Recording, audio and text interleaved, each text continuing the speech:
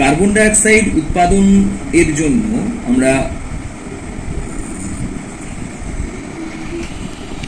কি পদ্ধতি অবলম্বন করি? স্টার, ভালো করে বুঝে নে। যে কোনো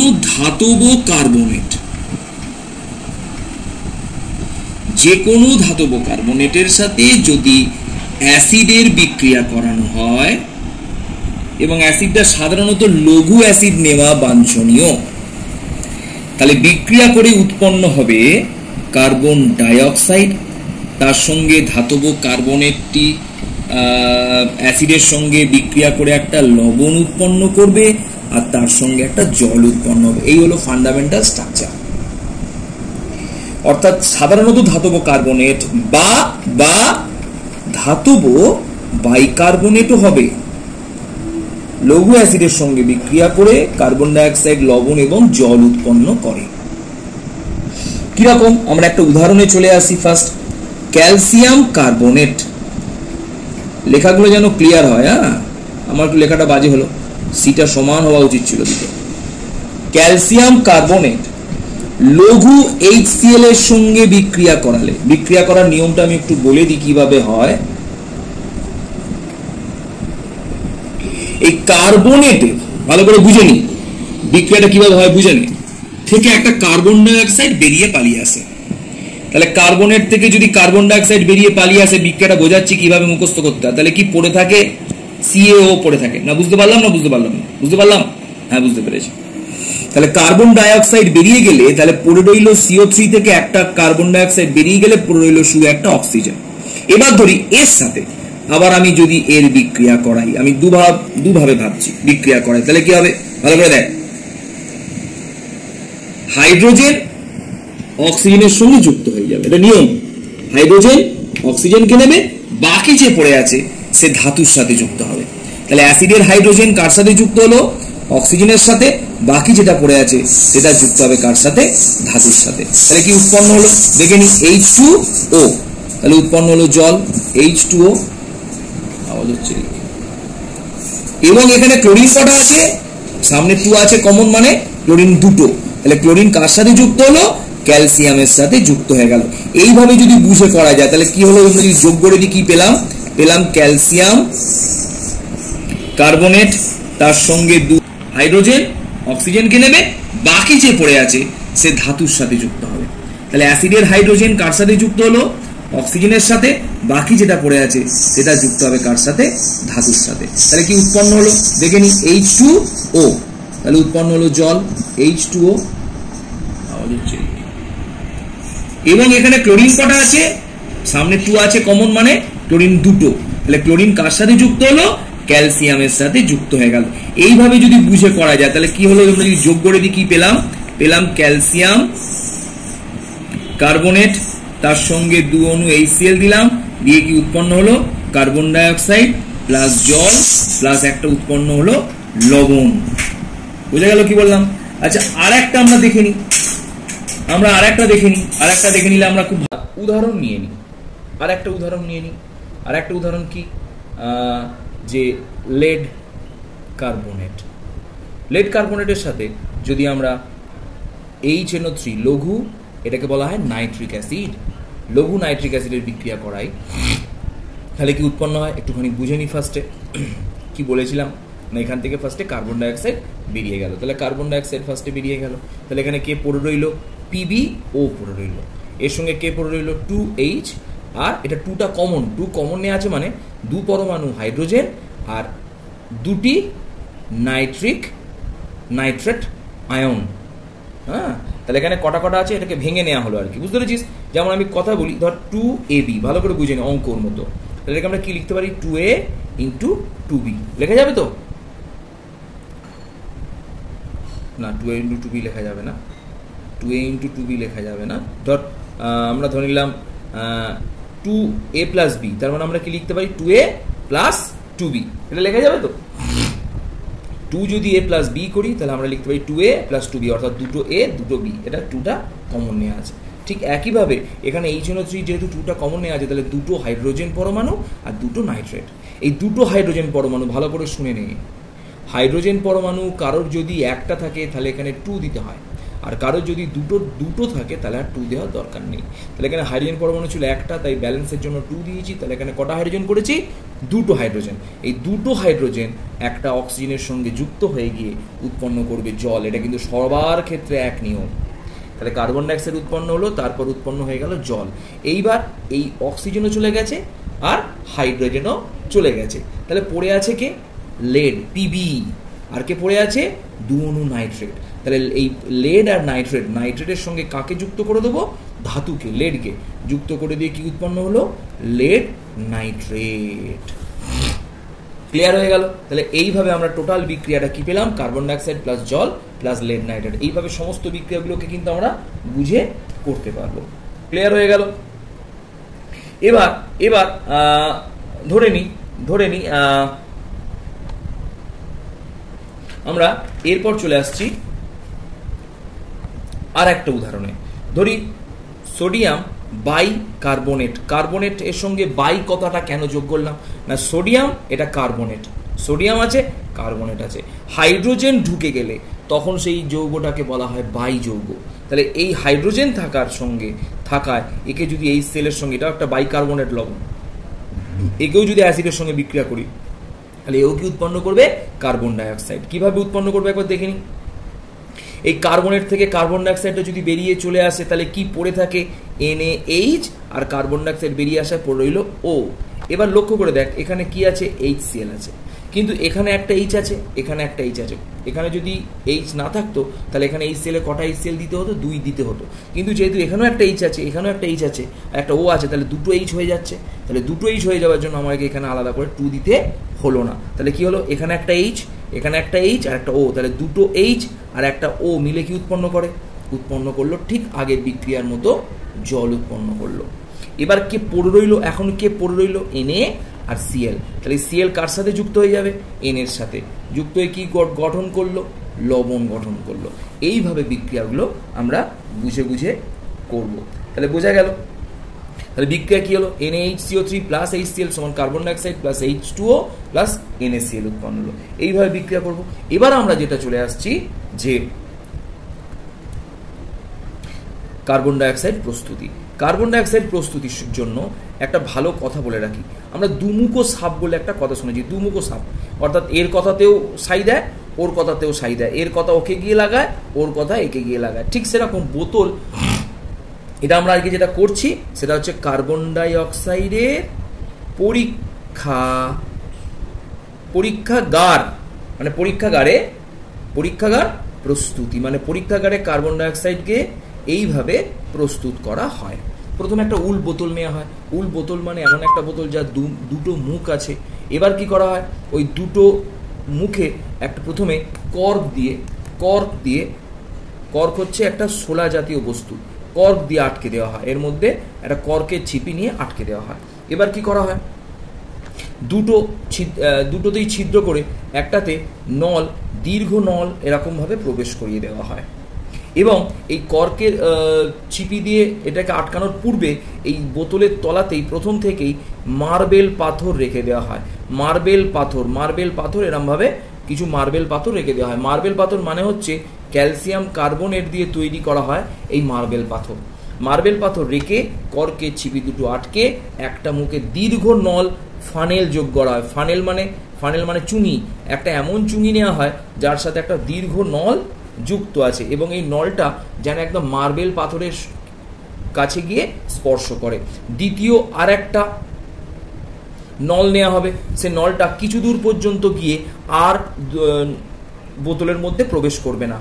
এটাকে বলা হয় নির্গমন নল। কেন এটাকে নির্গমন নল বলে আমরা একটু বুঝে নিচ্ছি। এটাকে নির্গমন নল বলার কারণ হলো এটার সাহায্যে এখানে যদি কোনো গ্যাস বা কোনো পদার্থ, গ্যাসীয় পদার্থ উৎপন্ন হয় সেটা এই নির্গমন নল দিয়েই একমাত্র বেরোতে পারবে, তাই এর নাম হয়ে গেল নির্গমন নল। তাহলে এবার কি দাঁড়ালো? আমরা বিক্রিয়াটা তো এর আগে পড়েইছিলাম যে ক্যালসিয়াম কার্বনেটের সাথে যদি আমরা HCl এর বিক্রিয়া করাই, ঠিক আছে, HCl এর বিক্রিয়া করাই তাহলে সেখানে উৎপন্ন হবে 2 অণু নিতে হবে ক্যালসিয়াম ক্লোরাইড, তার সঙ্গে উৎপন্ন হবে জল আর তার সঙ্গে উৎপন্ন হবে কার্বন ডাইঅক্সাইড। কিভাবে উৎপন্ন হবে এর আগে কিন্তু বিক্রিয়া দেখেছি, কার্বন ডাইঅক্সাইড গ্যাস বলে একে তীর চিহ্ন দিয়ে লেখা হলো। তাহলে যেই কার্বন ডাইঅক্সাইডটা উৎপন্ন হবে ভালো করে বুঝে নে, দীর্ঘ নল ফ্যানেলটা যেহেতু মার্বেল পাথরের মধ্যে রয়েছে, তাই দীর্ঘ নল ফ্যানেলের মধ্যে দিয়ে, আচ্ছা কার্বন ডাইঅক্সাইড কি করে উৎপন্ন হলো আবার একটু বলে দিই। তাহলে এবার এই মার্বেল পাথরে রাখার পর এবার আমরা দীর্ঘ নল ফ্যানেল দিয়ে আস্তে আস্তে করে কি দিচ্ছি, লঘু HCl দিচ্ছি। এই দীর্ঘ নল ফ্যানেল দিয়ে আস্তে আস্তে আমরা কি দিচ্ছি, লঘু HCl। যেই লঘু HCl দিচ্ছি, লঘু HClটা আস্তে আস্তে কি হবে, ওই মার্বেল পাথরকে টপকে আস্তে আস্তে গোটা বোতলে ভর্তি হয়ে যাবে। এবার যেই লঘু HCl দেওয়ার পর মার্বেল পাথরের সাথে লঘু HCl এর সংস্পর্শে আসবে, সঙ্গে সঙ্গে উৎপন্ন করবে কার্বন ডাইঅক্সাইড। এবার লক্ষ্য করে দেখ, এই কার্বন ডাইঅক্সাইডটা দীর্ঘ নল ফ্যানেল দিয়ে কিন্তু বেরোতে পারবে না। কেন না, নল ফ্যানেলটা HCl এর নিচে আছে। কিন্তু উৎপন্ন কার্বন ডাইঅক্সাইডটা সহজেই যেহেতু নির্গমন নলটা কর্ক থেকে একটুখানি নিচে আছে, তাই নির্গমন নলের ফাঁকা মুখটা কিন্তু ফাঁকা জায়গায় আছে, তাই এখানে উৎপন্ন কার্বন ডাইঅক্সাইডটা সহজেই নির্গমন নল দিয়ে ঢুকে জারের মধ্যে এসে জমা হবে। বোঝা গেল? এবং কার্বন ডাইঅক্সাইড বাতাসের চেয়ে প্রায় 1.5 গুণ ভারী। তাই কার্বন ডাইঅক্সাইড যখন নির্গমন নল দিয়ে বেরিয়ে এসে একটা গ্যাস জারের মধ্যে সংগ্রহ করা হবে, তখন এখানে থাকা বায়ু, গ্যাস জারে থাকা বায়ু ঊর্ধ্ব অপসারণ ঘটবে, মানে বায়ুটা বাইরে বেরিয়ে যাবে এবং কার্বন ডাইঅক্সাইড ভারী হওয়ায় আস্তে আস্তে নিচের দিকে নেমে একসময় গোটা গ্যাস জার ভরে যাবে। তখন আমরা এই গ্যাস জারটাকে সরিয়ে নিয়ে আলাদা করে কার্বন ডাইঅক্সাইড পূর্ণ গ্যাস জারের মুখে একটা কাঁচের ঢাকনা দিয়ে এইভাবে আমরা গ্যাস জারটাকে সংগ্রহ করে নেব। তার মানে কার্বন ডাইঅক্সাইড যেহেতু বাতাসের থেকে ভারী, তাই আমরা কি করলাম, এটা কথাটা কি বললাম, বায়ুর ঊর্ধ্ব অপসারণ দ্বারা, মানে বায়ুটা কোথায় চলে গেল, ঊর্ধ্ব দিকে চলে গেল, ঊর্ধ্ব অপসারণ দ্বারা এইভাবে আমরা কার্বন ডাইঅক্সাইডকে সংগ্রহ করলাম। আমরা বলি যে কার্বন ডাইঅক্সাইড যে উৎপন্ন হলো, কার্বন ডাইঅক্সাইডকে আমরা কিভাবে সংগ্রহ করলাম। আগের ভিডিওতেও বলেছি, তবু আমরা আরেকবার প্রিজার্ভেশনটা বলে দিচ্ছি। প্রিজার্ভিং করা কিভাবে করা হয়, সংগ্রহ। কার্বন ডাইঅক্সাইড বাতাসের চেয়ে প্রায় 1.5 গুণ ভারী। তাই এ ভারী হওয়ায় কোনো গ্যাস জারের মধ্যে যদি কার্বন ডাইঅক্সাইডকে আমি ছেড়ে দিই, সেই কার্বন ডাইঅক্সাইডটা তলার দিকে চলে যাবে এবং গ্যাস জারের মধ্যে থাকা বায়ু ওপরে উপচে পড়বে, বাইরে চলে যাবে। এই হলো কার্বন ডাইঅক্সাইডের সংগ্রহের পদ্ধতি। অর্থাৎ কার্বন ডাইঅক্সাইড বাতাসের নিম্ন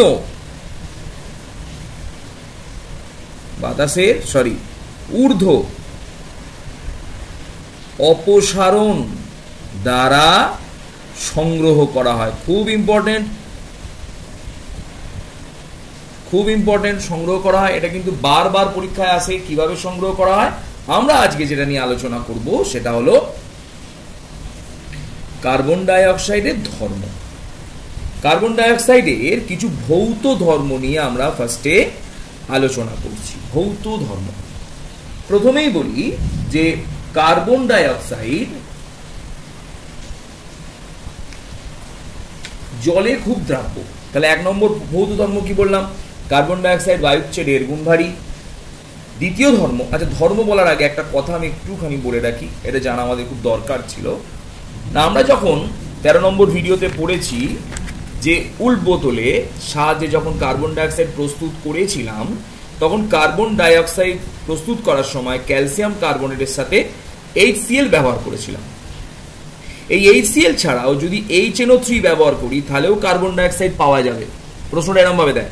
কিন্তু H2SO4 ব্যবহার করলে কার্বন ডাইঅক্সাইড পাওয়া যায় না। কেন? এটাও তো acid, HCl acid, HNO3 acid, H2SO4 acid.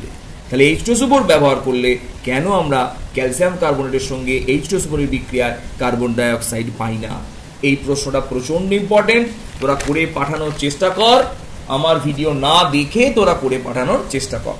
তো প্রথমে বলি, ক্যালসিয়াম কার্বনেটের সাথে HCl এর যেহেতু বিক্রিয়া করিয়েছি, তাই আমরা HNO3 বিক্রিয়াটা করিয়ে দেখাচ্ছি। তাহলে বিক্রিয়া কিভাবে হবে আমি শিখিয়ে দিয়েছিলাম। এখান থেকে কার্বন ডাইঅক্সাইড কার্বনেট যৌগের সাথে অ্যাসিডের বিক্রিয়া করলে প্রথমে কার্বন ডাইঅক্সাইড বেরিয়ে যায়, পড়ে থাকে ক্যালসিয়াম অক্সাইড। এটা 2 অণু লাগে, ক্যালসিয়াম অক্সাইডের সাথে এই 2 অণু দুই অণু বা দুই পরমাণু হাইড্রোজেন অক্সিজেনের সঙ্গে বিক্রিয়া করে উৎপন্ন করে জল, এটা আমরা অনেকবার শিখেছি। আর বাকি পড়ে থাকা পার্টটা সরাসরি ধাতুর সাথে, ক্যালসিয়াম আম উচ্চারণ করলে সেটা হয় ধাতু সাথে যুক্ত হয়ে যায়, তাহলে উৎপন্ন হলো ক্যালসিয়াম, ক্যালসিয়াম নাইট্রেট। তাহলে এই হলো বিক্রিয়া। এটা গ্যাস বলে আমরা গ্যাসের চিহ্ন তীর চিহ্ন দিয়ে ওপর দিকে দেখাই, গ্যাস হলে তীর চিহ্ন দিয়ে ওপর দিকে দেখাতে হয়। ক্লিয়ার? তো এবার প্রশ্ন এলো যে আমরা যখন HCl ব্যবহার করেছিলাম, ভালো করে শুনে নে, HCl অর্থাৎ ক্যালসিয়াম কার্বনেটের সাথে যদি HCl এর বিক্রিয়া করাই, সেখানে যে লবণটা উৎপন্ন হয়েছিল তার নাম ছিল ক্যালসিয়াম ক্লোরাইড। আর নাইট্রিক অ্যাসিড, এটার নাম হলো নাইট্রিক অ্যাসিড, নাইট্রিক অ্যাসিড। এই নাইট্রিক অ্যাসিডের বিক্রিয়ায় যে লবণটা উৎপন্ন হলো তার নাম ক্যালসিয়াম নাইট্রেট। আমি যেগুলো বলছি শুনে শুনে লিখে নিবি, ক্যালসিয়াম নাইট্রেট উৎপন্ন হলো। এই দুটোই জলেতে, এই দুটো লবণই জলে দ্রাব্য, তাই বিক্রিয়ায় কার্বন ডাইঅক্সাইড উৎপন্ন হয়। ব্যাপারটা বুঝতে পারলাম না, এর পরের স্টেপটাই বুঝতে পারবো। আবার যদি আমরা ক্যালসিয়াম কার্বনেটের সাথে H2SO4 যোগ করি, তাহলে কিভাবে বিক্রিয়া হবে আমরা তো জেনেই গেছি। প্রথমে ধরে নিই উৎপন্ন হবে কার্বন ডাইঅক্সাইড, তার সাথে উৎপন্ন হবে জল, আর এর সাথে এ যুক্ত হয়ে যাবে। এখানে দু অণুর প্রয়োজন নেই, কেন? এখানে দুটো হাইড্রোজেন আছে, দেখ, তাহলে দুটো হাইড্রোজেন আর এখানে একটা অক্সিজেনের সঙ্গে যুক্ত হয়ে জল গঠন করেছে। ব্যালেন্সটা করলেই বুঝতে পারবি, যেখানে একটা হাইড্রোজেন থাকে সেখানে দু অণু নিতে হয়, যেখানে দুটো হাইড্রোজেন থাকে সেখানে দুই নেবার প্রয়োজন নেই। বোঝা যাচ্ছে নিশ্চয়ই? বুঝতে যারা পারছিস তারা পারছিস, যারা পারছিস না আবার দেখ। তাহলে উৎপন্ন হলো কার্বন ডাইঅক্সাইড, জল এবং ক্যালসিয়াম সালফেট নামক লবণ। এখানে উৎপন্ন হয়েছিল ক্যালসিয়াম নাইট্রেট, এখানে উৎপন্ন হয়েছিল ক্যালসিয়াম ক্লোরাইড এবং এখানে উৎপন্ন হয়েছিল ক্যালসিয়াম সালফেট। তো দেখা আরো ভালো বুঝতে পারবো, ধরে নি এখানে এই লাল লাল বলগুলো ক্যালসিয়াম কার্বনেটের বল এবং এর ওপরে যে অ্যাসিডটা ঢেলেছিলাম সেটা হচ্ছে H2SO4। এই H2SO4 এর সাথে ক্যালসিয়াম কার্বনেটের বিক্রিয়ায় যে লবণটা উৎপন্ন হলো তার নাম একটু আগে বললাম ক্যালসিয়াম সালফেট। এই ক্যালসিয়াম সালফেট লবণটা উৎপন্ন হবার সাথে সাথে এই গুলিগুলোর ওপরে, যে মার্বেল গুলিগুলো ছিল ক্যালসিয়াম কার্বনেটের, সেই গুলিগুলোর ওপর কি করলো? ক্যালসিয়াম সালফেটের একটা কি পড়ে গেল? আস্তরণ পড়ে গেল। কেন আস্তরণ পড়লো? ক্যালসিয়াম সালফেট জলে অদ্রাব্য, তাই আস্তরণ পড়ে যাওয়ার জন্য এই মার্বেল পাথরের সাথে, অর্থাৎ ক্যালসিয়াম কার্বনেটের সাথে, এইগুলো কি মার্বেল পাথর, ক্যালসিয়াম কার্বনেটের সাথে H2SO4 আর সংস্পর্শে আসতে পারল না। তার মানে এ যেন এর অ্যাসিড আর ক্যালসিয়াম কার্বনেটের মাঝে এই ক্যালসিয়াম সালফেট একটা চাদরের মতো আস্তরণ সৃষ্টি করে দিল। তার ফলে সালফিউরিক অ্যাসিড আর ক্যালসিয়াম কার্বনেটের সংস্পর্শে আসতে পারল না, ফলে এদের সংস্পর্শে আসতে না পারায় এদের বিক্রিয়াটা কি হয়ে গেল? বন্ধ হয়ে গেল। সেই জন্য আমরা ক্যালসিয়াম কার্বনেটের সাথে যদি সালফিউরিক অ্যাসিডের বিক্রিয়া ঘটাই, তাহলে কার্বন ডাইঅক্সাইড কি হয়? প্রাথমিক অবস্থায় একটু পেতে শুরু করব, কিন্তু কিছুক্ষণ পরই আমাদের কার্বন ডাইঅক্সাইড পাওয়া বন্ধ হয়ে যাবে। সেই জন্য আমরা এই বিক্রিয়ার মাধ্যমে, অর্থাৎ ক্যালসিয়াম কার্বনের সঙ্গে H2SO4 বিক্রিয়ার মাধ্যমে কিন্তু কার্বন ডাইঅক্সাইড পাই না।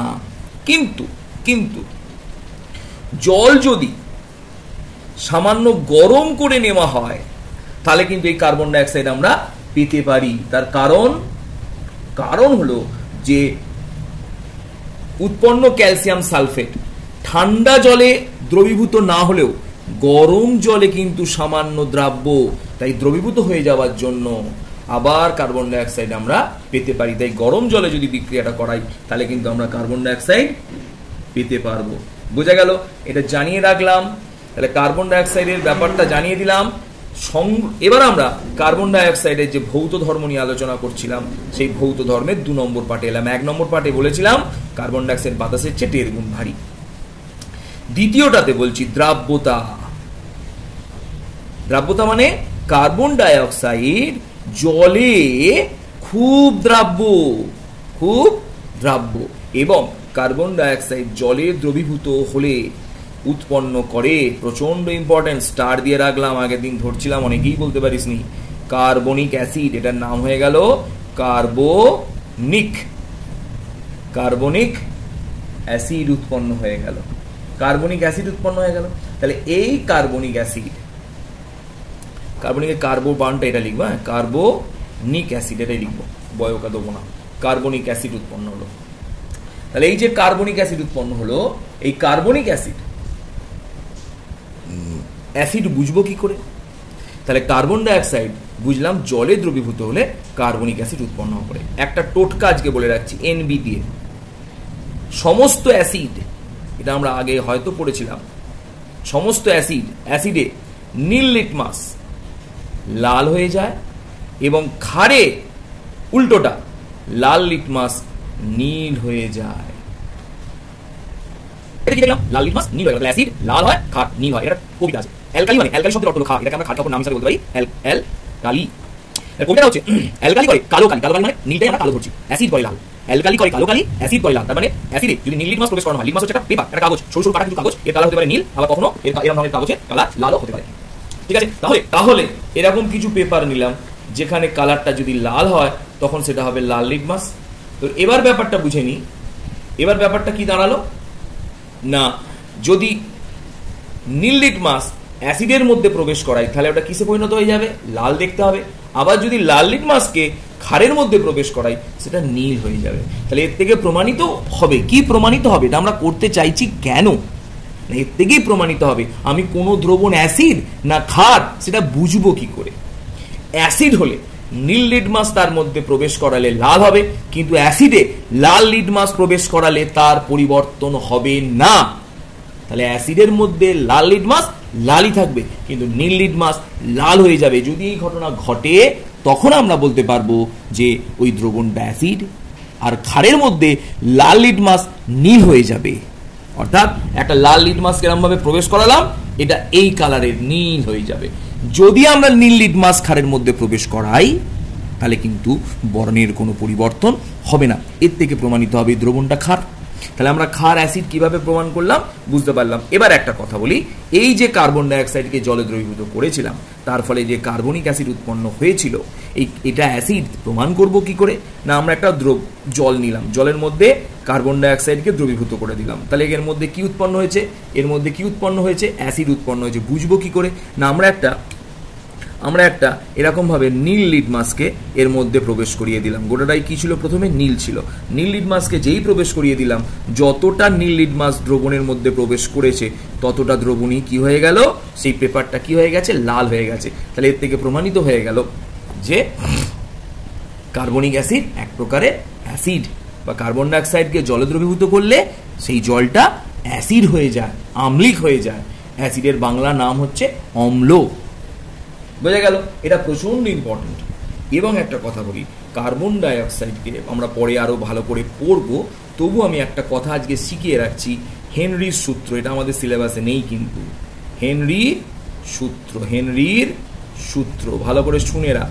এই হেনরির সূত্র থেকে দেখা যায় 3 নম্বর বলছে এটা, হ্যাঁ, চাপ প্রয়োগ করলে, এটা কিন্তু জানার দরকার নেই, আমাদের সিলেবাসে নেই, জাস্ট নামটা শুধু শিখলাম, ঠিক আছে?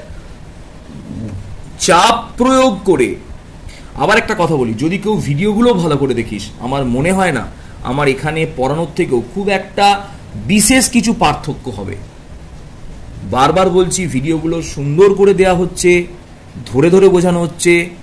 আমার মনে হয় বোর্ড ওয়ার্কের থেকেও আরো ভালো হবে। এটা অনেকবার বলেছি, আবার বলছি, অসুবিধাগুলো গ্রুপে জিজ্ঞেস কর, আমি বলে দেবো।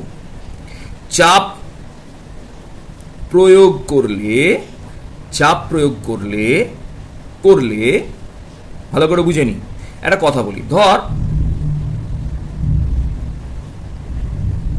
দেবরাজ পড়াশোনা করিস না, শিবম পড়াশোনা করিস না, আমি কোনো চাপ দিই না, তুই পড়াশোনা করবি না, কিন্তু আমি চাপ দিলাম, আমি তোদের পেটাবো বললাম, বা কান ধরে দাঁড় করাবো বললাম, বা বাইরে বার করে দেবো বললাম, বা গার্জেন কল করবো বললাম, তাই তোদের উপরে চাপ হলো।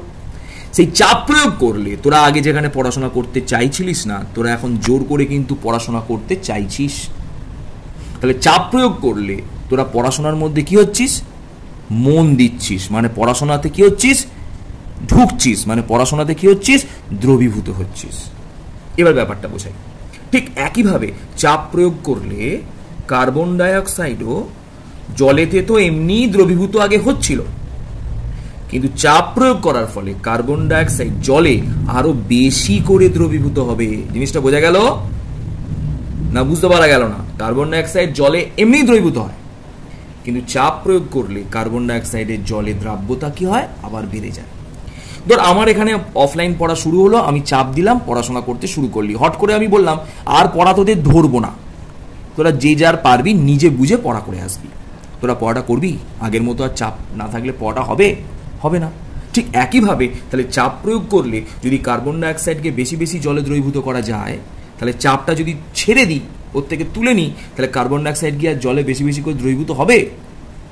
হবে না। তাহলে যেটা বেশি দ্রবীভূত হয়েছিল সেটা কি হবে? বাইরে বেরিয়ে এখন চলে আসবে। ধর বাবাকে কেউ খুব ভয় করে, বাবা ঘরে থাকলে চাপে বসে পড়ছিস, বাবা বাইরে চলে গেল, তখনই পড়তে পড়তে কি করবি? যতটুকু পড়েছিলিস সেখান থেকে উঠে পালিয়ে আসবি। ঠিক একইভাবেই চাপ প্রয়োগ করে যদি কার্বন ডাই অক্সাইডকে বেশি বেশি করে জলে দ্রবীভূত করা হয়, তাহলে তার থেকে যদি চাপটাকে সরিয়ে নেওয়া হয়, তাহলে সেই বেশি দ্রবীভূত হওয়া কার্বন ডাই অক্সাইডটা আবার জল থেকে বেরিয়ে কি হবে? ঠিক পড়তে বসতে উঠে পড়ার মতো পালিয়ে আসবে। তো এর একটা ঘটনা আমরা দেখছি, এটা আমরা বাস্তবে এর উদাহরণ বহু দেখেছি। যেমন সব থেকে ইম্পর্টেন্ট উদাহরণ আমি বলি, খুব ইম্পর্টেন্ট একটা প্রশ্ন, এই প্রশ্নটা তোরা নিজেরা আমার ভিডিওর অ্যান্সার না দেখে করার চেষ্টা কর। থামস আপ বা কোকোকোলা বা কোল্ড ড্রিঙ্কস এর বোতল খুললে, বোতল খুললে বুদবুদ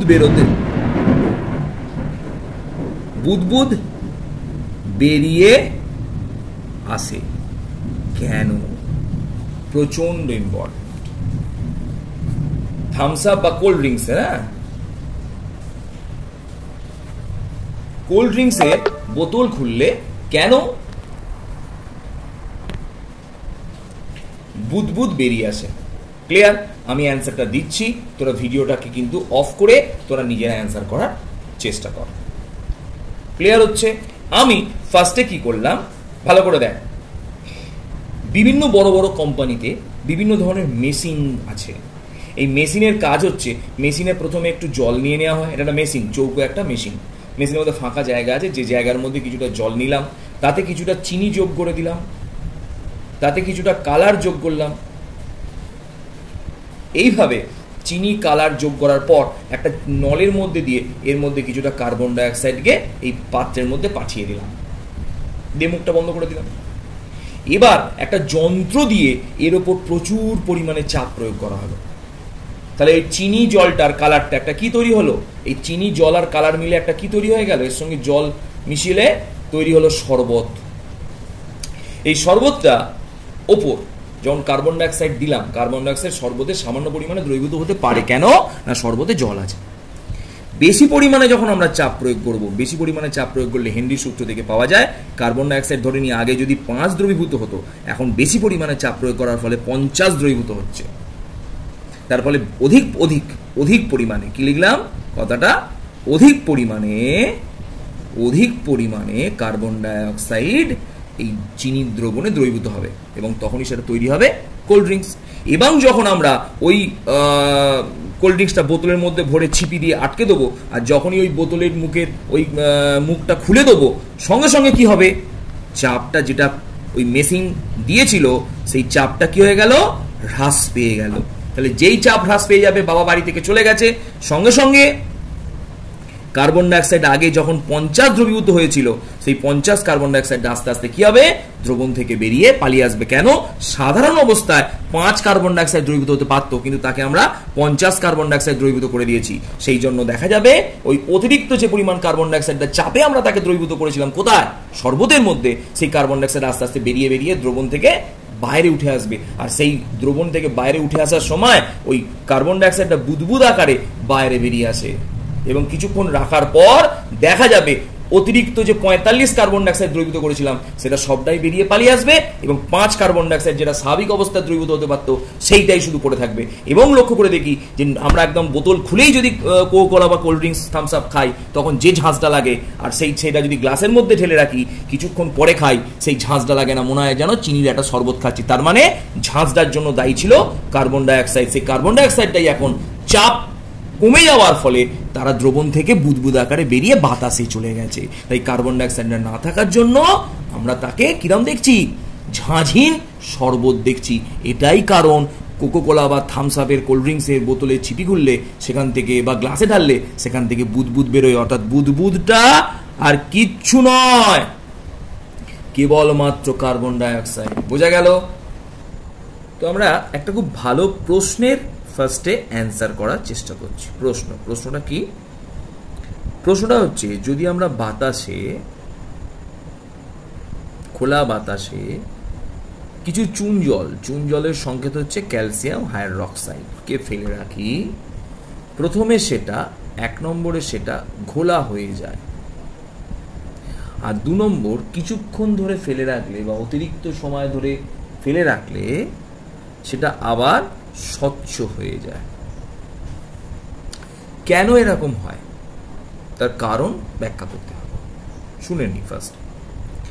স্বচ্ছ চুন জলের সংকেত তো প্রথমেই বলে দিলাম ক্যালসিয়াম হাইড্রক্সাইড। ক্লিয়ার? এই ক্যালসিয়াম হাইড্রক্সাইড বাতাসে ফেলে রাখলে বাতাসের CO1 লেভেলে কার্বন ডাইঅক্সাইডের সাথে বিক্রিয়া করে উৎপন্ন করে একটা লবণ। লবণটার নাম হলো ক্যালসিয়াম কার্বনেট, আর তার সঙ্গে উৎপন্ন হয় জল। ব্যালেন্স করা হয়ে গেছে। এই ক্যালসিয়াম কার্বনেট জলে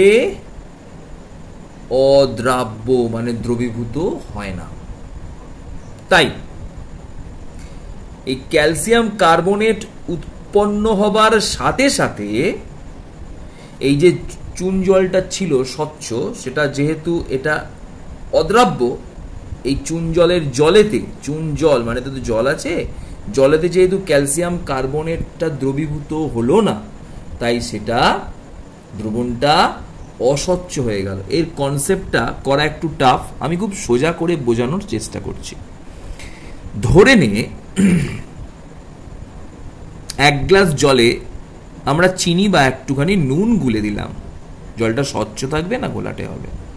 করে দেখবি, জলটা স্বচ্ছই থাকবে, যেমন জল ছিল তেমন জলই থাকবে। আমরা নুন বা চিনি যোগ করেছি বলে বুঝতে পারবো না, কারণ চিনি এবং নুন উভয়ই জলেতে দ্রবীভূত হয়। ক্লিয়ার? এবার একটু গঁদ আঠা নিলাম। গঁদ আমাদের সবার ঘরে আছে, গাম যে আঠাগুলো হয়, সে আঠাকে 5-7 ফোঁটা 10 ফোঁটা জলের মধ্যে ফেলে ভালো করে আমরা চিনি এই চামচে করে গুলিয়ে দিলাম। কিছুক্ষণ পর দেখব দ্রবণটা ঘোলাটে হয়ে গেছে। কেন না? গঁদ আঠা জলে দ্রবীভূত হয় না, সেই জন্য দ্রবণটি ঘোলাটে হয়ে যায়। বোঝা গেল কি বললাম? তো এইভাবে আমরা ঘোলাটের ব্যাখ্যাটা করলাম। কিন্তু এই উৎপন্ন, এর নাম কি? এর নাম হলো ক্যালসিয়াম কার্বনেট। এই ক্যালসিয়াম কার্বনেট পুনরায় বাতাসে ফেলে রাখলে সে আবার অতিরিক্ত কার্বন ডাইঅক্সাইড, এটা প্রথমে কার্বন ডাইঅক্সাইড ব্যবহার হয়েছিল, এখন যে কার্বন ডাইঅক্সাইডটা নিচ্ছে তার নাম অতিরিক্ত কার্বন ডাইঅক্সাইডের সঙ্গে বিক্রিয়া করে উৎপন্ন করলো ক্যালসিয়াম বাইকার্বনেট। স্যার বাই কেন? এইচ আছে, এর নাম হয়ে গেল ক্যালসিয়াম। শুধু এই জায়গায় একটা বাই কথা লিখবো, বাকিটা সবই এক। ক্যালসিয়াম বাইকার্বনেট উৎপন্ন হলো। এটা জলেতে দ্রাব্য, চিনি নুনের মতো। তাই দ্রবণটা যেটা আগে ঘোলা হয়ে গিয়েছিল, এখানে ঘোলা হয়ে গেছিল, সেটা আবার পুনরায় স্বচ্ছ হয়ে যাবে। বিক্রিয়া সমেত অ্যান্সার করতে হবে। খুব ইম্পর্টেন্ট প্রশ্ন এটা, খুবই ইম্পর্টেন্ট প্রশ্ন।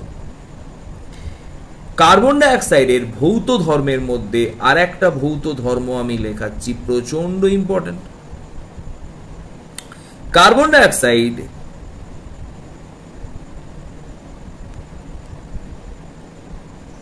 আগুন বা হ্যাঁ আগুন নেভাতে সাহায্য করে তো বটেই, এটা আমরা লিখতেই পারি, আগুন নেভাতে সাহায্য করে। এবং কার্বন ডাইঅক্সাইড কোনো বস্তুকে জ্বলতে বাধা দেয়।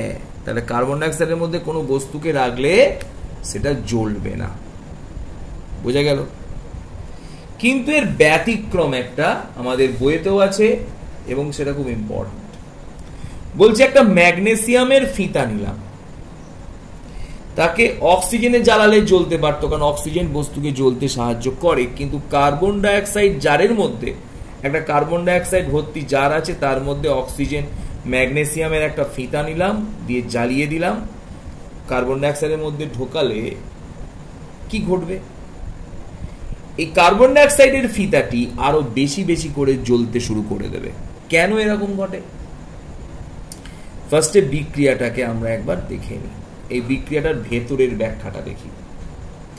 ম্যাগনেসিয়াম ফিতা যখন কার্বন ডাইঅক্সাইডের গ্যাস জারের মধ্যে প্রবেশ করানো হবে তখন প্রচুর তাপ সৃষ্টি হয়, প্রচুর তাপ সৃষ্টি হয়।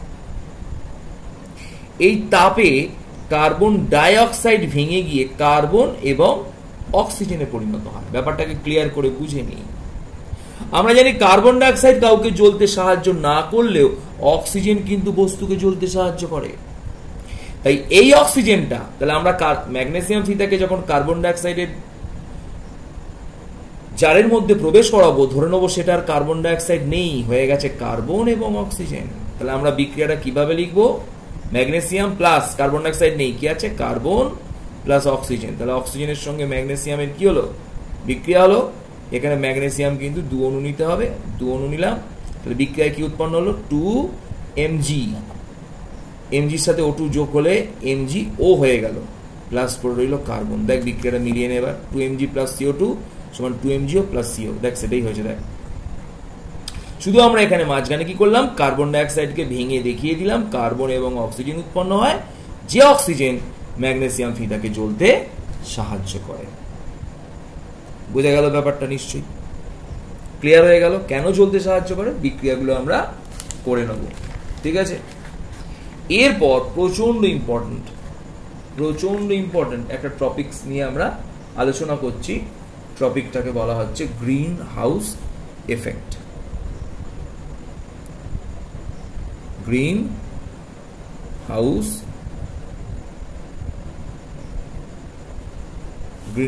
এফেক্ট। গ্রিন হাউস এফেক্ট ব্যাপারটা কি না, অ্যাকচুয়াল এটার বাংলা হচ্ছে সবুজ ঘর। মানে কি? মানে আমরা পরের ভিডিওতে চলে আসি।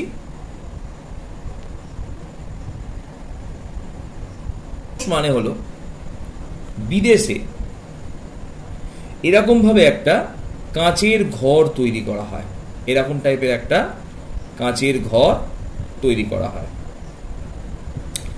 যে ঘরটায় এরকম একটা কাঁচের ঘর তৈরি করা হয়, যে কাঁচের ঘরের মধ্যে বিভিন্ন টবের মধ্যে গ্রীষ্মপ্রধান দেশের গাছকে এখানে বৃদ্ধি করা হয়, বড় করা হয়। কি ঘটনাটা কি না শুনে নি।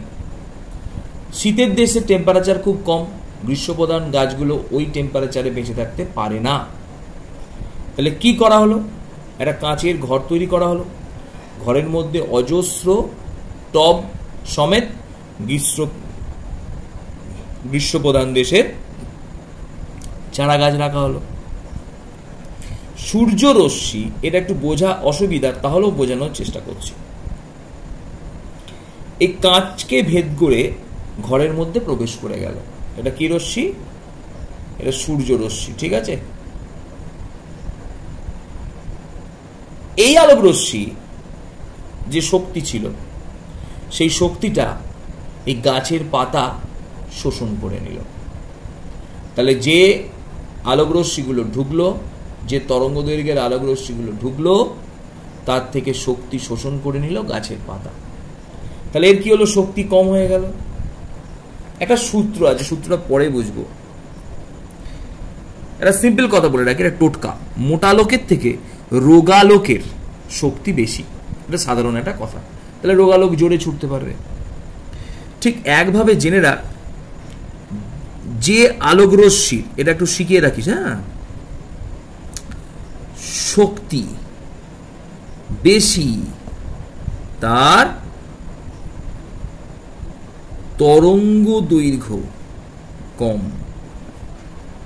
যে আলোক রশ্মি কথাটা লিখে রাখলাম, লিখে নেব, শক্তি বেশি তার তরঙ্গ দৈর্ঘ্য কম, এবং যার শক্তি কম সে মোটা আলোক, তার তরঙ্গ বেশি। বেশি মানে সে মোটা আলোক, আকারটা বড়। এবার ভালো করে বুঝে নি, ক্লিয়ার হয়ে যাবে। সূর্যরশ্মি প্রথমে শক্তি বেশি ছিল, তাহলে সে কি ছিল? ছোট তরঙ্গ দৈর্ঘ্য। শক্তি বেশি মানে রোগালোক, ছোট তরঙ্গ দৈর্ঘ্য। সে টুক করে কাঁচকে ভেদ করে ঘরের মধ্যে প্রবেশ করে গেল। এবার ওই আলোক রশ্মি থেকে গাছের পাতা কি করলো? শক্তি শোষণ করে নিল। তাহলে ওই যে আলোক রশ্মিটা কাঁচের ঘরের মধ্যে ঢুকলো, তার এখন শক্তি কি হয়ে গেল? কমে গেল। শক্তি কমে গেলে কি হয়? তরঙ্গ দৈর্ঘ্য বেড়ে যায়। এবার বুঝে দেখ, যে ঢুকলো সে রোগালোক ঢুকে শক্তি ত্যাগ করে দেওয়ার ফলে ওই রোগালোকটার শক্তি কমে গেল, ফলে রোগালোকটা মোটা লোক হয়ে গেল। সেই মোটা লোকটা আর কাঁচকে ভেদ করে বাইরে বেরিয়ে যেতে পারছে না। এর ফলে তাপ বা আলোক রশ্মি ঢুকছে, তার সঙ্গে তাপও ঢুকছে, কিন্তু সেই তাপ বা আলোক রশ্মিটা আর কাঁচকে ভেদ করে বাইরে বেরিয়ে যেতে পারছে না। তাহলে ঢুকছে কিন্তু বাইরে বেরোতে পারছে না। এর ফলে একসময় এখানে আলোক রশ্মি সহ তাপ জমতে জমতে জমতে জমতে এর উষ্ণতাটা কি হবে? কিছুটা বৃদ্ধি পাবে। এই বেশি উষ্ণতায় গ্রীষ্মপ্রধান গাছেরা খুব ভালোভাবেই থাকতে পারবে। তো এই ঘটনা কোথায় ঘটে? পৃথিবীতে ঘটে। পৃথিবীতে কি ঘটে না, পৃথিবীর চতুর্দিকে একটা বায়ুর স্তর থাকে। সূর্য থেকে আগত রশ্মি এই বায়ু স্তরকে ভেদ করে পৃথিবীতে চলে আসে। কেন না, আলোক রশ্মির প্রথমে শক্তি বেশি থাকে, তাই তরঙ্গ দৈর্ঘ্য কম থাকে। ছোট লোক টুকু ঢুকে পড়লো, ছোট্ট লোক ঢুকে পড়লো, সরু ছুঁচ ঢুকে পড়লো। পৃথিবীর বিভিন্ন উপাদানে ওই আলোক রশ্মিগুলো শক্তি কি করে? ত্যাগ করে দেয়। যেই শক্তিটা ত্যাগ করে দিল, এর শক্তি কি হয়ে গেল? কম হয়ে গেল। কার? আলোক রশ্মিটা। তার সঙ্গে কি থাকে? আলোক রশ্মির সঙ্গে কি থাকে? তাপ থাকে। তাহলে আলোক তরঙ্গ আর তাপ তরঙ্গ একসঙ্গে থাকে। হয়ে গেল, তার তরঙ্গ দৈর্ঘ্যটা কি হয়ে গেল? বড় হয়ে গেল। তাহলে এই বড় হয়ে যাওয়া তরঙ্গ দৈর্ঘ্যটা আর ওই বায়ুমণ্ডলকে ভেদ করে মহাকাশে বিলীন হতে পারল না। ফলে ওই তাপ তরঙ্গ আস্তে আস্তে পৃথিবীর চতুর্দিকে থাকা বায়ব পরিবেশে জমতে থাকলো এবং পরিবেশের উষ্ণতা বৃদ্ধি করতে থাকলো। এই ঘটনাটা খানিকটা বিদেশে কাঁচের ঘরে রাখা উদ্ভিদের মতো বলে নাম হয়ে গেল গ্রিন হাউস। এটাকে বিদেশে বলা হয় সবুজ ঘর বা গ্রিন হাউস। তার মতো ঘটনা ঘটছে বলে, এফেক্ট মানে ঘটনা ঘটছে বলে, এই ঘটনাকে নাম দিলাম, পৃথিবীতে যখন এই ঘটনা ঘটবে তখন সেই ঘটনাকে নাম দিলাম গ্রিন হাউস এফেক্ট। এর ফলস্বরূপ কি হচ্ছে? Global warming. গ্লোবাল ওয়ার্মিং মানে হচ্ছে পৃথিবীতে প্রতিনিয়ত যে উষ্ণতা বেড়েই চলেছে, তা এক প্রকার গ্রিন হাউস এফেক্টের কিন্তু ফল। বোঝা গেল ব্যাপারটা? তাহলে এটা আমরা বুঝলাম গ্রিন হাউস এফেক্ট। তো দু একটা কথা বলে রাখি। কিছু কিছু গ্রিন হাউস গ্যাস আছে, গ্রিন হাউস গ্যাস, কিছু কিছু গ্রিন হাউস গ্যাস আছে, যে গ্রিন হাউস গ্যাসগুলো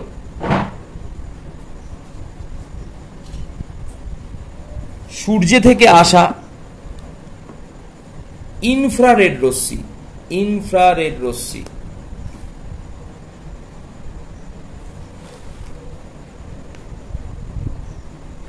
রেড রে, ইনফ্রারেড রশ্মি, এই রশ্মিকে শোষণ করতে পারে। কিছু কিছু গ্যাস আছে যে গ্যাস এই ইনফ্রারেড রশ্মিকে শোষণ করতে পারে। এই ইনফ্রারেড রশ্মিকে শোষণ করতে পারে যেটা সব থেকে বেশি, সেই গ্যাসটার নাম হচ্ছে কার্বন ডাই অক্সাইড। এছাড়াও আছে মিথেন, এছাড়াও আছে নাইট্রাস অক্সাইড ইত্যাদি। এরা গ্রিন হাউস গ্যাস। এই গ্রিন হাউস গ্যাসগুলো ইনফ্রারেডকে শোষণ করার জন্যই এই পরিবেশের উষ্ণতা বৃদ্ধি পাচ্ছে। এর অক্সিজেন এবং নাইট্রোজেন এই ইনফ্রারেডকে শোষণ করতে পারে না বলে এদের আমরা গ্রিন হাউস গ্যাস বলি না। এবং এই অক্সিজেন এবং নাইট্রোজেন কিন্তু পরিবেশের উষ্ণতা বৃদ্ধির জন্য দায়ী নয়। কেন নয়? কেন নয়? না, ইনফ্রারেড রশ্মিকে শোষণ করতে পারে না। সূর্য থেকে আসা বিভিন্ন রশ্মির মধ্যে একমাত্র ইনফ্রারেড রশ্মি, ঠিক আছে, এই ইনফ্রারেড রশ্মি পৃথিবীর উষ্ণতা বৃদ্ধি করতে পারে। এরা এই দুজন এই রশ্মিকে শোষণ করতে পারে না, তাই এরা পরিবেশের উষ্ণতা বৃদ্ধির জন্য দায়ী নয়। তো গ্রিন হাউস এফেক্টটা বোঝা গেল। চ্যাপ্টারে একটা নতুন দিক আমরা আজকে যেটা আলোচনা করব তার নাম হলো পলিমার। পলিমার জিনিসটা কি ফার্স্টেই জানতে হবে, তাই তো? তো প্রথমত আমি একটা কথা বলে রাখি, আমরা বিভিন্ন ধরনের বাস্তবে প্রতিদিন অনেক ধরনের জিনিস ব্যবহার করি, যার মধ্যে পলিমার হলো একটা অন্যতম পদার্থ। কিরকম? পলিমারের কিছু উদাহরণ আমি ফার্স্টে দিই। প্লাস্টিক। প্লাস্টিক কিন্তু এক প্রকারের পলিমার। প্লাস্টিক কার পলিমার? আমরা আসছি, পলিমার কি আসছি পরে। তো প্লাস্টিক আমরা ব্যবহার করে থাকি। প্লাস্টিক দেখব অনেক রকমের হয়, নরম প্লাস্টিকও হয়, আবার হার্ড প্লাস্টিক মানে শক্ত প্লাস্টিকও হয়। এরকম কেন হয় না, সেটা জানতে গেলে আগে পলিমার কি সেটা জানা দরকার। এবার প্রশ্ন এলো, তাহলে পলিমার কি? ধরি আমরা দোকানে গিয়ে কিছু পুঁথির মালা, পুঁথি তো কিনলাম। পুঁথির মালা তৈরি করার জন্য আমরা কিছু পুঁথি কিনলাম। এগুলো এক একটা কি? পুঁথি। এই পুঁথিগুলোকে আমরা বাড়িতে এনে সুতোর সাহায্যে আস্তে আস্তে যোগ করে নিলাম, দিয়ে একটা বড় চেন তৈরি হলো। এই যে বড় চেন একটা তৈরি হলো, এই চেনটাকে আমরা তখন বলবো পলিমার। তাহলে পুঁথিগুলো কি? এক একটা পুঁথিকে কি বলা হবে? এক একটা পুঁথিকে বলা হবে একক অণু। ভালো করে বুঝে নি, একক অণু বা এর ইংরাজি নাম হচ্ছে মোনোমার। মোনোমার, MONO, মোনোমার। ক্লিয়ার হয়ে গেল? অর্থাৎ অসংখ্য মোনোমার পরপর একত্রিত হয়ে এইভাবে যুক্ত হয়ে যে বড় শৃঙ্খলের ইংরাজি হচ্ছে চেন, চেনের আকার ধারণ করে, সেই চেনকেই বলা হয় পলিমার। তাহলে পলিমার হলো একটা বড় লম্বা শৃঙ্খল বা চেন, যাতে অসংখ্য একক অণু বা মোনোমার উপস্থিত থাকে। বলছে এবার আমরা ধর পুঁথির মালা তৈরি করলাম। কেউ 50টা পুঁথি দিয়ে পুঁথির মালা তৈরি করতে পারে, কেউ 100টা পুঁথি দিয়েও পুঁথির মালা তৈরি করতে পারে। যখন প্লাস্টিকের মধ্যে মোনোমারগুলির সংখ্যা কম থাকবে তখন সেটা হবে নরম প্লাস্টিক, আর প্লাস্টিকের মধ্যে এই মোনোমার মানে একক অণুর সংখ্যা বেশি থাকলে তখন সেটা হয়ে যাবে হার্ড প্লাস্টিক। তার মানে ধরে নি, খুব সোজা করে বুঝলে কি বলবো না, নরম প্লাস্টিকে দেখা গেল নরম প্লাস্টিক একটা বড় পুঁথির মালা, যাতে পুঁথি আছে 50টা, আর হার্ড প্লাস্টিকে ধরি এটা একটা পুঁথির মালা, এতে হয়তো পুঁথি আছে 100টা। এইরকম ভাবে এখন কনসেপ্টটাকে আমরা বুঝে রাখি। ক্লিয়ার? আমরা যেগুলোকে মুখস্থ করতে হবে, ফার্স্ট সেটা হচ্ছে বিভিন্ন ধরনের পলিমারের নাম এবং পলিমারগুলো কি কি মনোমার দিয়ে তৈরি তার নাম এবং ওই পলিমারগুলো কি কি ব্যবহারে লাগে। আমরা বইয়ের পেজটা বলে দিতে পারি 158 পাতায় ওই ছকটাকে টোটাল মুখস্থ করতে হবে। আমরা একটু ফার্স্টে বুঝিয়ে দিই। আমরা নিত্য প্রয়োজনীয় যে প্লাস্টিক বা পলিথিলিন বা পলিথিন ব্যবহার করি সেটা প্রকৃতপক্ষে কি? সেটা প্রকৃতপক্ষে ইথিলিন নামক এক প্রকার মনোমার আছে। ইথিলিন নামক এক প্রকার মনোমার আছে, অর্থাৎ একটা পুঁথি যার নাম ইথিলিন, এরকম ইথিলিন নামক পুঁথি, লাল পুঁথি, নীল পুঁথি, সবুজ পুঁথি হয়, তাহলে ইথিলিন নামক একটা পুঁথি, সেরকম পুঁথিগুলোকে পরপর অসংখ্যভাবে সাজিয়ে যে বড় শৃঙ্খল তৈরি করা হয়, ভালো করে বুঝে দেখ এবার। অনেক অনেক শব্দের অর্থ হচ্ছে পলি, এই কথাটা আমাদের পরে কাজে লাগবে। পলি মানে এটা ল্যাটিন টার্ম অনেক, এক মানে মোনো, মোনো মানে এক, পলি মানে অনেক। এটা আমরা পড়েছি, রাইবোজোমে পড়েছি, বায়োলজিতে, লাইফ সায়েন্সে রাইবোজোমগুলো এমআরএনএ দ্বারা সজ্জিত হয়ে পলিমার বা পলিরাইবোজোম বা পলিজোম গঠন করে, পড়েছি, কিন্তু লক্ষ্য করবি তাহলেই বুঝতে পারবি। তো যাই হোক, ইথিলিন এরকম পরপর পরপর যদি সাজিয়ে, অনেকগুলো ইথিলিন পরপর সাজিয়ে একটা চেন তৈরি হয়, তখন সেই চেনকে আমরা বলবো পলিথিলিন। তার মানে অ্যাকচুয়ালি ইথিলিনের আগে একটা কি যোগ করে দিলাম, লক্ষ্য কর, পলি ইথিলিন, সেটাকে আমরা শর্ট ফর্ম করে নিয়েছি পলিথিলিন।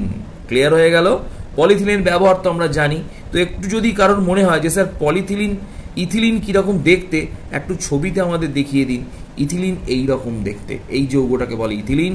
একে যদি আরও ভাগ করা যায়, এই রকম টাইপের ইথিলিন দেখতে হয়। এগুলো এখন কিছু জিজ্ঞেস করবি না, শুধু শেখালাম, শিখে রাখ। এটাকে ভেঙে দেখালে এরম ছবিটা দেখতে হয়, একে বলা হলো ইথিলিন। এরকম ইথিলিন অনেকগুলো পরপর পরপর যুক্ত হয়ে উৎপন্ন করলো পলিথিলিন। ক্লিয়ার? তাহলে আমরা পলিথিলিনের ব্যবহারগুলো করে নেবো।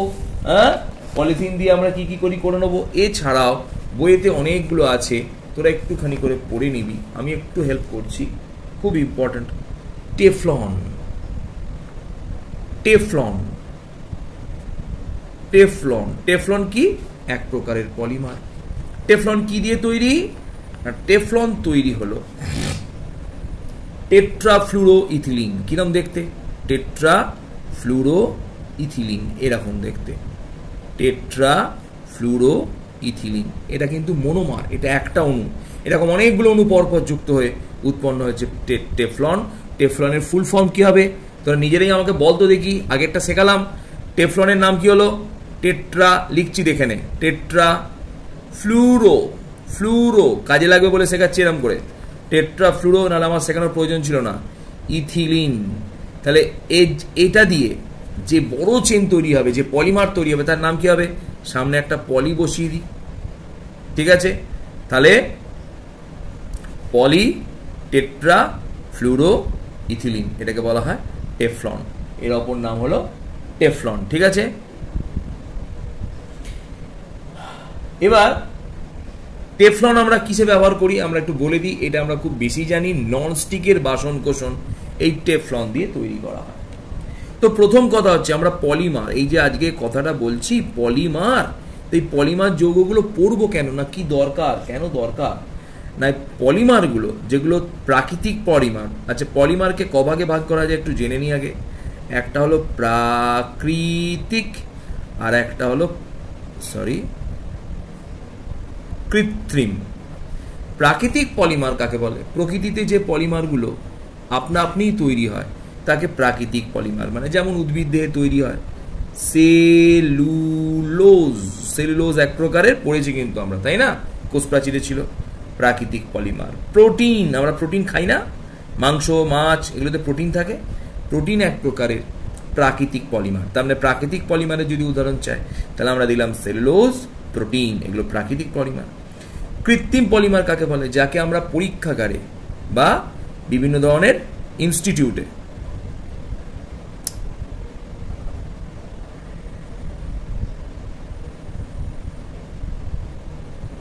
পরীক্ষাগারে বা বিভিন্ন ধরনের ইনস্টিটিউটে আমরা তৈরি করি, সেইগুলোকে বলা হলো প্রাকৃতিক কৃত্রিম পলিমার। যেমন যেমন কি যেমন কি যেমন হচ্ছে একটু আগেই পেলাম পলিথিলিন, টেফলন, এগুলো যা যা আমাদের বইয়ের ছকে আছে সবগুলি কিন্তু কৃত্রিম পলিমার। তো এবার প্রশ্ন এলো কৃত্রিম পলিমারের প্রয়োজনীয়তা কি। আমরা 19 নম্বর ভিডিও চলে এলাম। তো কৃত্রিম পলিমারের প্রয়োজনীয়তা ফার্স্টেই বলি, কৃত্রিম পলিমার তৈরি করতে পারলে তার আয়ুকাল খুব বেশি, আয়ুকাল বেশি, তার মানে দীর্ঘদিন জিনিসটা চট করে কি হবে না, নষ্ট হবে না। বোঝা গেল কি বললাম? তার মানে চট করে এই যৌগগুলো বা এই পদার্থগুলো নষ্ট হয় না, দীর্ঘদিন স্থায়ী হয়। আমি একটা ছোট্ট কথা বলে রাখি, ধরে নে দেখা গেছে 500 বছর, এই 100 বছর 200 বছর পর্যন্ত যদি ইথিলিনকে, কোনো প্লাস্টিককে মাটির তলায় রেখে দেওয়া হয়, তাহলে সেই প্লাস্টিকটা বা পলিথিলিনটা নষ্ট হবে না। কিন্তু বলছে যদি কোনো লোহাকেও 200 বছর কি 500 বছর মাটির তলায় রেখে দেওয়া হয়, তাহলে এক সময় ওই লোহাটাও মাটির সঙ্গে মিশে যাবে, লোহার কোনো অস্তিত্ব থাকবে না। কিন্তু কিন্তু এই কৃত্রিম পলিমারগুলো, প্লাস্টিক, পিভিসি, এগুলো বলছে মাটির তলায় 500,000 বছর থাকলেও এর কোনো পরিবর্তন হবে না, এরা যেমনকার তেমনই থেকে যাবে। তাহলে এদের স্থায়িত্ব বেশি। এছাড়াও আমরা এই কৃত্রিম পলিমারগুলোর সাহায্যে বিভিন্ন ধরনের প্রয়োজন মতো জিনিসপত্র, বিভিন্ন আকৃতির জিনিসপত্র তৈরি করতে পারবো। এর জন্য আমরা কৃত্রিম পলিমার তৈরি করেছি। ক্লিয়ার? এবার তাহলে আমরা এরপর যে কৃত্রিম পলিমারগুলো আছে সেগুলো একটুখানি করে দেখে নেব। প্রত্যেকটার সব থেকে বড় কথা হচ্ছে এর কি কি পড়বো। ফার্স্টে একটু আগেই বললাম, আবার বলছি, পলিমারটার নাম, যেমন পলিমারের নাম হচ্ছে পিভিসি, পিভিসি নাম পলি ভিনাইল ক্লোরাইড। এবার যদি তোকে বলি হ্যাঁ এর মনোমারটার কি নাম, তোরা ইজি বলে দিতে পারবি, পলিটাকে বাদ দিয়ে দেবো ভিনাইল ক্লোরাইড। বুঝতে পারলি সবাই? তাহলে এটার নাম হয়ে গেল ভিনাইল ক্লোরাইড। এইভাবে আমরা এই ভিনাইল ক্লোরাইড নামক মনোমার দিয়ে অসংখ্য পরপর ভিনাইল ক্লোরাইডকে যুক্ত করে যে বড় চেন তৈরি করি তার নামই পলিভিনাইল ক্লোরাইড, এর নাম পিভিসি। এই পিভিসি শব্দটার সম্বন্ধে আমরা কিন্তু খুব ওয়াকিবহল। পিভিসির পাইপ, ঘরে যে জলের পাইপগুলোকে ইউজ করা হয় সেগুলো কিসের? পিভিসির। গাম্বুট তৈরি করা হয় পিভিসির। ঘরের কৃত্রিম মেঝে তৈরি করা হয় পিভিসির। ঠিক আছে? এইভাবে পিভিসি ব্যবহার করা হয়ে থাকে। তো এইভাবে আমরা একটুখানি ওর ব্যবহারগুলোকে পড়ে নেব। তো আজকে যেটা আলোচনা করছি, এই আজকের আলোচনায় সব থেকে ইম্পর্টেন্ট হচ্ছে, আজকে যেটা আলোচনা করছি সেটাকে বলা হচ্ছে বায়োডিগ্রেডেশন। বায়োডিগ্রেডেশন, বায়োডিগ্রেডেশন মানে কি, এটা খুব ইম্পর্টেন্ট। তাহলে আমরা আর বাকি পলিমারগুলো কিন্তু আলোচনা করলাম না, তোদের ছবি তুলে পাঠানো আছে 158 পাতা, তোরা একটু মনোমার, তাহলে মনোমার জিনিসটা বুঝিয়ে দিলাম। তাহলে মনোমার মানে এগুলো যেগুলো দিয়ে তৈরি, কখনো কখনো একটা মনোমার দিয়েই পলিমার তৈরি, কখনো কখনো 2 বা 3টে মনোমার দিয়েও পলিমার তৈরি হতে পারে। স্যার বুঝতে পারলাম না, বোঝাচ্ছি। আমি একটা মালা তৈরি করলাম, তাতে সবগুলোই সবুজ পুঁতি, তাহলে এখানে সবুজ পুঁতিগুলো হলো মনোমার আর বড় মালাটা হলো পলিমার। কিন্তু আমি একটা বড় মালা তৈরি করলাম, তাতে কিছু নীল পুঁতি আর কিছু কালো পুঁতি আছে, তাহলে এখানে নীল আর কালো 2 প্রকারের মনোমার নিয়েছি, যেগুলো দিয়ে তৈরি হলো একটা বড় চেন। সেই চেনটাকে আমরা তখন বলবো পলিমার। যেমন একটা উদাহরণ দিই, তাহলে তোদের ক্লিয়ার হয়ে যাবে। ধরে নি সোজা দিকে দিচ্ছি, টেরিলিন নামক এক প্রকার পলিমার আছে, যাতে এক প্রকারের মনোমার নেই, মানে পুঁতিগুলো এক রকমের নয়, 2 রকমের পুঁতি আছে। কিরকম? একটা পুঁতির নাম হচ্ছে ইথিলিন গ্লাইকল, এটা এইরকম দেখতে, আর আরেকটা পুঁতির নাম আছে টেরিথ্যালিক অ্যাসিড, এরকম দেখতে। তাহলে একটা এরকম কালো ধরে নিই আর একটা সাদা, একটা কালো আর একটা সাদা। এইভাবে যদি আমরা বড় চেন তৈরি করি, সেই চেনটাকে তখন আমরা বলবো টেরিলিন, অর্থাৎ ভিন্ন প্রকারের মনোমার দিয়ে তৈরি পলিমার। ঠিক আছে? এটাকে কোপলিমার বলা হয়, আর একই প্রকার হলে তাকে হোমোপলিমার বলা হয়। তো যাই হোক, এই বায়োডিগ্রেডেশন মানে হচ্ছে, ভালো করে বুঝবি, ধর তুই একটা খবর কাগজ কোনো কারণে মাটির তলায় গেড়ে দিয়েছিস, ঠিক আছে, দিয়ে উপরে মাটি চাপা দিয়ে দিয়েছিস। তুই 5 মাস কি 6 মাস পর গিয়ে মাটিটা খুঁড়লে ওই খবর কাগজটাকে আর বুঝতে পারবি না, দেখতে পাবি না। কেন দেখতে পাবি না? না, ওই খবর কাগজটা মাটির সাথে মিশে গেছে। কেন মিশে গেছে? না, খবর কাগজের ওপর ব্যাকটেরিয়া আক্রমণ করেছে এবং খবর কাগজের অণুগুলোকে ভেঙে দিয়েছে, সেগুলো মাটির সাথে মিশে গেছে। এই যে ঘটনা, এটাকেই বলা হয় বায়োডিগ্রেডেশন, অর্থাৎ জীবাণু বীজোজ্জ, অর্থাৎ জীবাণু দ্বারা, ব্যাকটেরিয়া, ছত্রাক, এ সমস্ত পদার্থ দ্বারা যখন কোনো বস্তু ভেঙে যায়, সেই ঘটনাকেই বলা হয় বায়োডিগ্রেডেশন বা জীবাণু বীজোজন। যোজ্য বলবো না, বীজোজন। তো জীবাণু বিয়োজন, বিয়োজনই হবে, বিয়োজন হবে, জীবাণু বিয়োজন। তো মানে হচ্ছে, মানেটা নিশ্চয়ই বুঝতে পারলাম। তাহলে পদার্থগুলোকে, তার মানে জীবাণু দ্বারা যে সমস্ত পদার্থ কোনো না কোনো দিন ভেঙে মাটির সাথে মিশে যায়, তাকেই বলা হয় বায়োডিগ্রেডেবল। এই পদার্থকে কি বলা হয়? ওই পদার্থকেই বলা হয়, দেখে রাখ,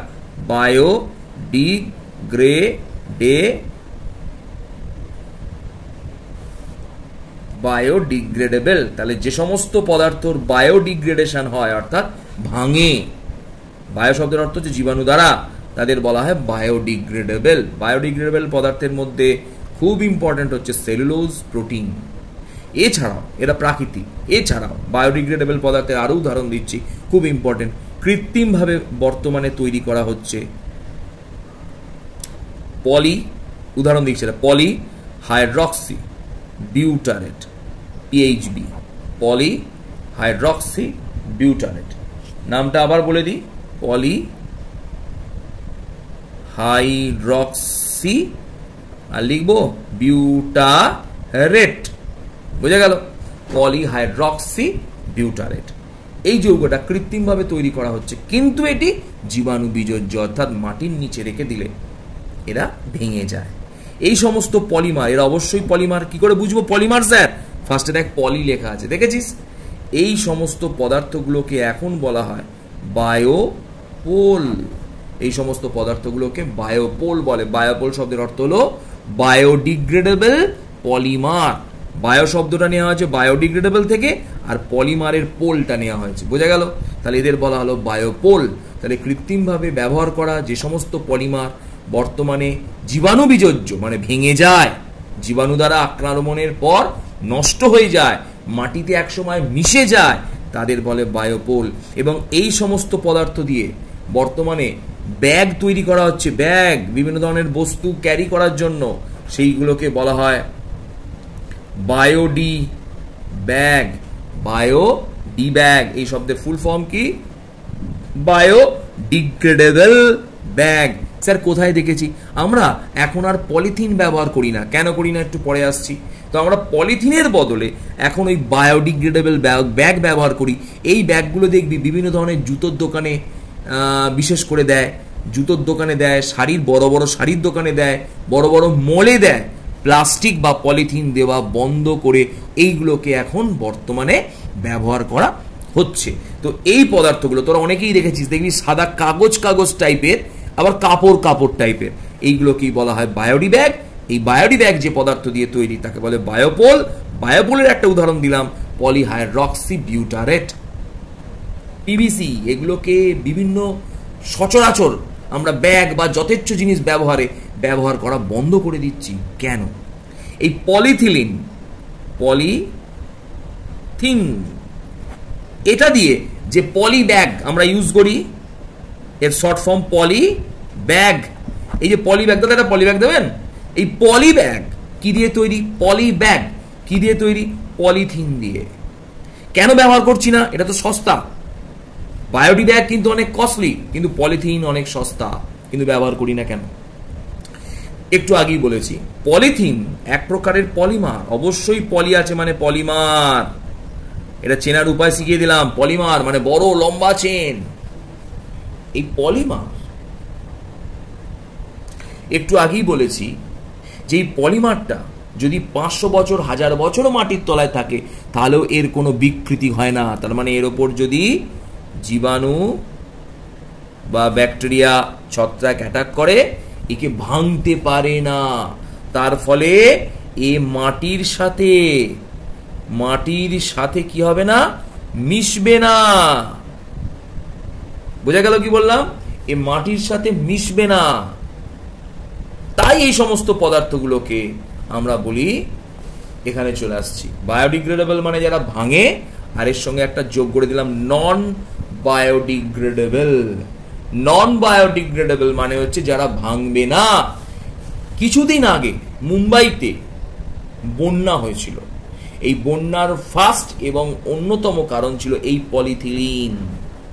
পলিথিলিনগুলো যেহেতু নষ্ট হয় না, তারা ম্যান হোলের মুখে যে চাকতিগুলো থাকে সেই চাকতির ফাঁকে ফাঁকে গিয়ে জমে গেছিল এবং এখান থেকে জল নিকাশন করা সম্ভব হয়নি।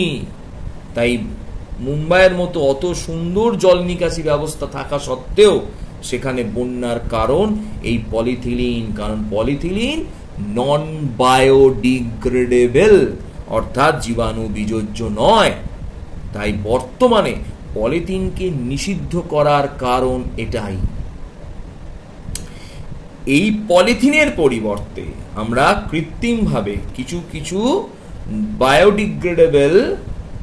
বায়োডিগ্রেডেবল পলিমার তৈরি করেছি, কৃত্রিম পলিমার। হ্যাঁ, বায়োডিগ্রেডেবল প্রাকৃতিক পলিমারের কি উদাহরণ? একটু আগে দিয়েছি, সেলুলোজ, প্রোটিন। হ্যাঁ, অনেক সময় কাগজের ব্যাগও ইউজ করা হয়। বড় বড় কাপড়ের দোকান বা এর দোকানে কাগজেরও দেখবো, সেই মোটা মোটা যে ব্রাউন কাগজগুলো হয় তারও ব্যাগ দেয়। কাগজ কি হবে স্যার? কাগজ সেলুলোজ দিয়ে তৈরি, প্রাকৃতিক পলিমার। এরা সহজেই নষ্ট হয়ে যায়।